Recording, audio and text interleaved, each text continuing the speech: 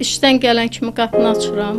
Bir dəfə yoxlayıram, əlimi dəyişməmiş. Baxıram harda nə var, nə dəyişiklik var. Ondan sonra keçirəm o biri otağa, nə işim var görürəm.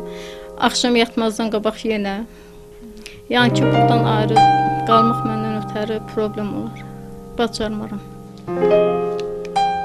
46 yaşlı Gəncə sakini Elnarə Tağıyeva ilə söhbətimiz onun qəhrəmanlarımızla bağlı əşyalarını saxladığı kiçik və soyuq otağında oldu. Burada üzərinə arzular yazılan yüzlərlə siqaret, mərmi, əskər paltarı, qələmləri, əskər yatağı, onların ailələrinə göndərdikləri məktublar var.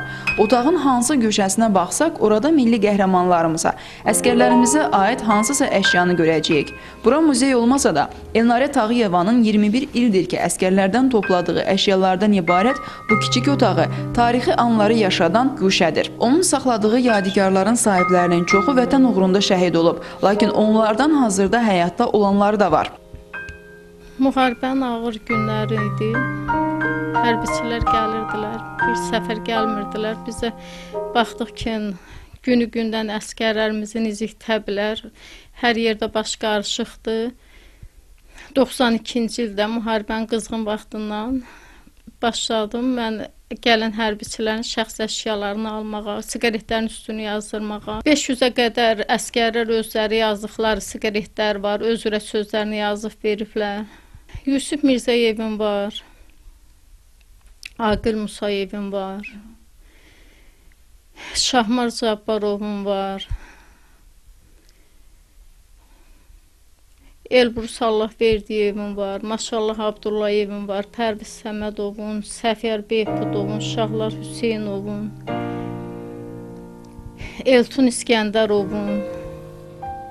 Müsahibimiz deyir ki, müharibə uşaqları çox istiqanlı olur. Ölümü hər gün gözləri ilə görən insanlar da onlardan yadigar bir əşya istəyəndə heç nə soruşmadan çıxarıb verirdilər. Bəlkə də bu əskərlərin də ürəyincə idi, kimdəsə bir əşyaları yadigar qalsın.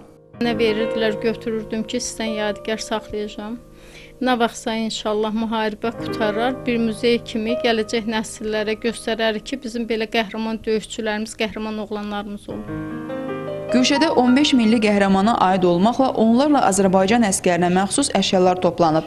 Onların içərisində Elnarə Tağıyevanın tanıdığı şəhidlərin də əşyası var. Müsahibimiz deyir ki, indi o digər qəhrəmanların da ailələri ilə görüşür və onlardan övladları ilə bağlı məlumatlar alaraq güşəsində toplayır.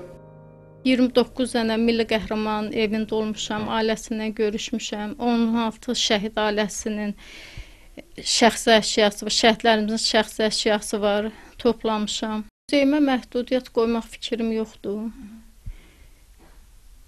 Demək olar, çox bölgələrdə olmuşam, getmişəm. Bərdə, Toz, Qazaq, Ağsafa, Geranboy, Tərtər, Hacıməli, Şəmkir.